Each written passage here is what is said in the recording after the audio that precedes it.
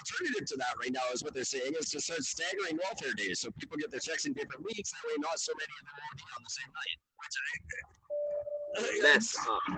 Why do we have to get to that? Now, hang on. This brings me up to actually a thing I did want to discuss as quickly that kind of ties in with this. I'm sure you heard about the Danforth shooter out here, right?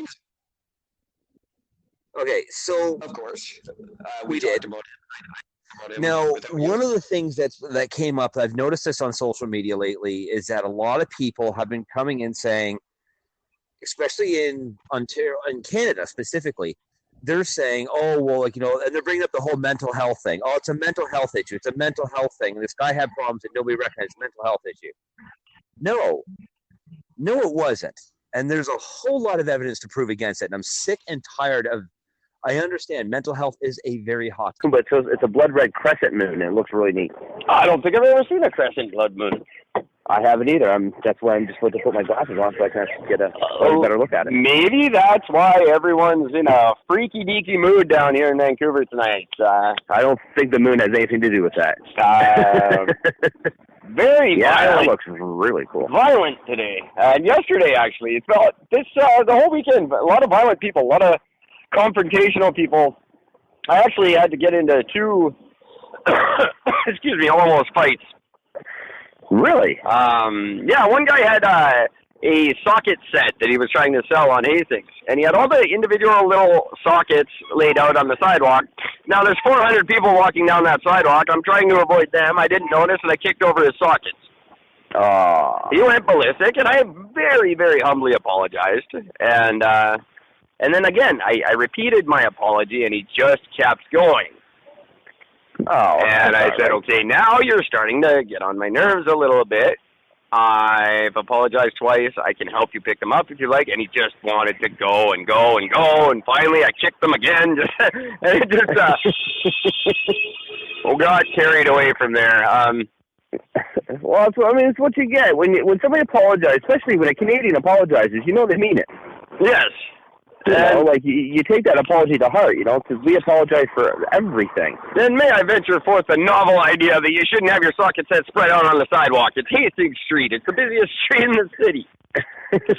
I don't know. Maybe it's just me. But people are very tense right now, and I'm trying to do what I can to mitigate it. Something that really put some wind back in my sails. Yes. Our little movement is getting national attention on Twitter. That is amazing. We got a like on Twitter from Norman Spector. If you know who Norman Spector is, probably the biggest name next to Conrad Black in Canadian journalism. Yeah, he's huge. That's a big, big name. Broke the Brian Mulroney corruption story. Huge in the government. He worked for Stephen Harper. He's worked for all different levels of government doing different things. And when he's not doing that, he's a giant voice in Canadian media. And he liked hashtag easiest thing in the world. It was presented to him by, I don't even know who now, because Twitter goes so fast it's hard to keep track of sometimes. But someone mentioned it on Twitter, and someone retweeted my tweet, and he saw it and liked it. That's awesome. So Norman Spector gave a thumbs up to the hashtag easiest thing in the world. This thing could really catch on. This could be a thing that we've begun. And that's how movements start. Look at Movember. That was just two dudes. And that's all I don't know if they get anything up for it, but if I could just kick back and someday these commercials are on TV with like Jimmy Kimmel or something, I'm like, yeah, that was my thing that they stole. That's going to be wicked. That would be amazing. And that's how Me Too started. Someone just started piping up on Twitter, hashtag Me Too, and then Alyssa Milano ran with it, and then the whole world did. And that's goddamn. That's a giant, huge. The Me Too movement is gigantic, and I want ours to be equally as big. I think it should be, and I think it could be. I think it should be bigger because Me Too is technically limited in the sense because there's people. It's supposed to be for people who have experienced these sort of things. And Corey Feldman. This is something and Corey Feldman.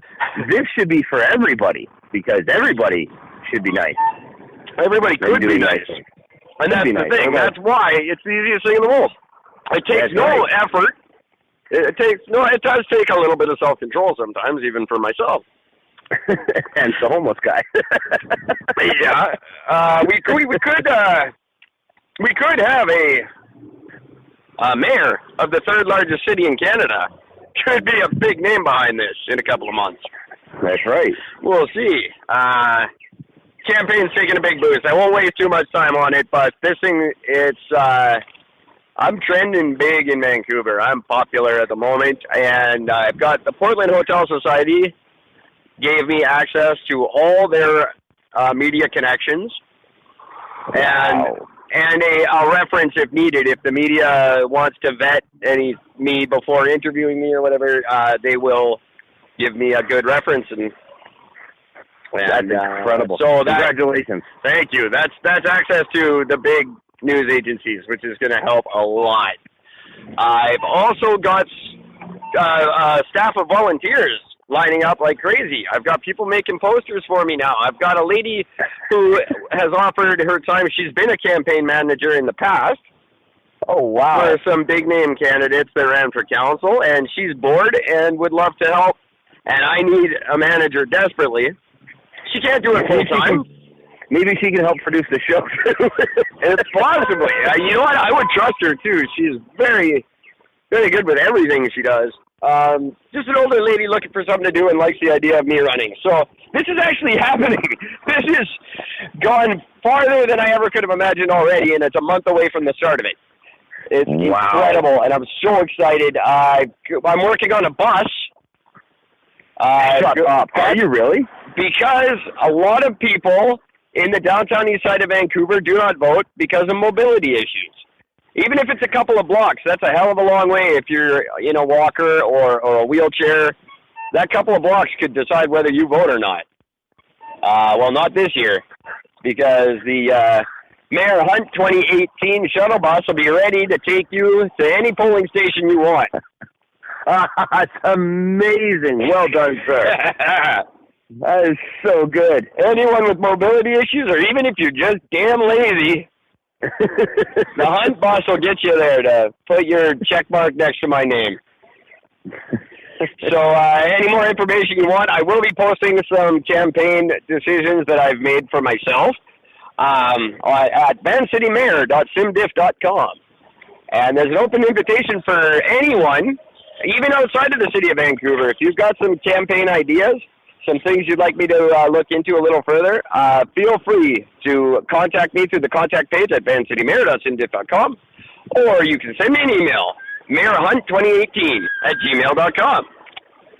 And I'm happy to entertain any ideas anybody has, as long as they're legit. I'm not a sideshow. I'm not a joke. So only serious ideas, please. Although I do appreciate your jokes. A couple things that will be coming up that I've noticed. Bicycles on sidewalks need some regulation.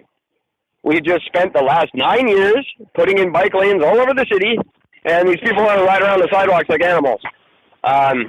So it's either going to be walk your bike down the sidewalk, or we're going to have to put in some sort of regulations there. Bathrooms for customer use will be a thing of the past. Use your heads when a person walks in to ask to use your bathroom. Look at the people, figure out if they're the people who should use your bathroom or not. You know, if you live in Vancouver, you know. If he's twitchy with bleeding track marks, do not let him use your bathroom. Absolutely. This is not going to be the city telling you you have to open your bathroom freely to anyone who wants to sit in there and get high for 3 hours. Just people with Crohn's disease who suffer horribly because of this silly rule aren't going to suffer any longer. That's right. And no more IBS sufferers. They can also it's a scam because a lot of places in this neighborhood, I have personally given them a toonie and used their bathroom. It's you know, as I've been getting older, I've found that my bladder doesn't seem to want to hold out as long as it used to. No, it's either that or he's being a prick and just waiting until the last minute to tell you. Yeah, it's one of the two, and it's very, very frustrating. They no longer communicate. When you gotta go, you gotta go. Yeah. Yes, and it would be very nice to not have to run behind a dumpster and hope that they're not peeing on somebody's house there. Which I have, embarrassingly enough, been fined for because of that situation. I was on the big hill going down Main Street in North Vancouver toward the Park and Tilford Center there. And I just down that hill. I had to go, and I was basically just behind a light post. Like, there was nothing really hiding me. And a police officer drove by. And, I was stone cold sober. I was actually coming home from work at the time. That's very frustrating. Yeah, but like you said, it's if you could just use a bathroom. And not that would have helped you anywhere because there's no toilet to use at that stretch, but, you know. No, still. Not at all. It was a pretty fantastic thing, too, because my hands were full. So I was trying to hold my T-shirt up with my teeth. And when the cop pulled up, the T-shirt fell. I wasn't going to reach down and grab it. So I was just standing there filling my T-shirt with piss. And a perfect horseshoe-shaped piss ring all down the front of my pants, all over my T-shirt, and try to convince someone you've not been drinking at that point. Not easy. Not easy. No, and, it'd be very difficult. And you meet your girlfriend at the bottom of the hill, and all of a sudden she doesn't want to go out for dinner anymore. Strange. Yeah. That was what Staples calls their Super Tuesday. Was not very super for me. It was a pretty crap Tuesday, to be honest. It's terrible. Anyway. Long as hell, but terrible. Long story. Went on way too long. Well, I'm going to switch gears real quick away from everything and talk about what's going on in your neck of the woods. Because my favorite guy who just never lets me down, on the wake of giving out cheap beer to everyone, has decided to very quietly close Ontario safe injection sites. That's right. Now, I don't know if you know that this weekend in a London penitentiary, 7 inmates died from an OD in one day. In a London jail, where drugs are contraband and would never be found. That's right. 7 prisoners died. For the record, as far as I've been told, because I do know people that work in the corrections facility, and it is, and people who've been incarcerated, it is easier to get drugs in jail than it is to get it on the street. I actually have heard people joke about getting sent to jail for that reason. Yeah, I'm not surprised in the slightest because it's pretty easy to get drugs on the street, and if it's that easy to get them in jail, that's crazy. And for 7 inmates to die on the same day, and we're going to turn our backs on safe injections in Ontario? Yeah. You guys better all grab a lot of that cheap beer, because you're going to end up looking a lot like Vancouver soon at this rate. Yeah, well, Doug Ford still believes that marijuana is the gateway drug, not alcohol, so he's not a smart man. I fully agree with him. That's why I never touched marijuana. I was always sure it was a gateway drug. So I started with cocaine and dodged that bullet. Yeah, see, I have talked to a lot of people about this over the years. I really, really have. And I have yet to ever meet one person who has ever tried any form of drugs where they haven't tried alcohol first. You're absolutely correct in my estimation. And I have met more people than I can count who have used marijuana as a method of getting off another drug. That is actually becoming very commonplace in a lot of places, certain countries and cities that have legalized it, namely Colorado has noticed a huge drop in overdoses. Oh, that's right, too. I heard that. That's right. They've, hasn't solved the problem, but is definitely on its way to helping to find a cure for the problem. Because instead of treating treating it like it's a, like an addiction, they're treating it as a form of mental illness. Right. And they're actually being able to address it as a proper manner now. So. That's another thing I will do as mayor of Vancouver is I will enact a mandatory retraining session for healthcare professionals in this city. It's time for them to understand that intravenous drug users get sick from other things too. You cannot turn your back on them in an emergency room and say, oh, you're just drug sick.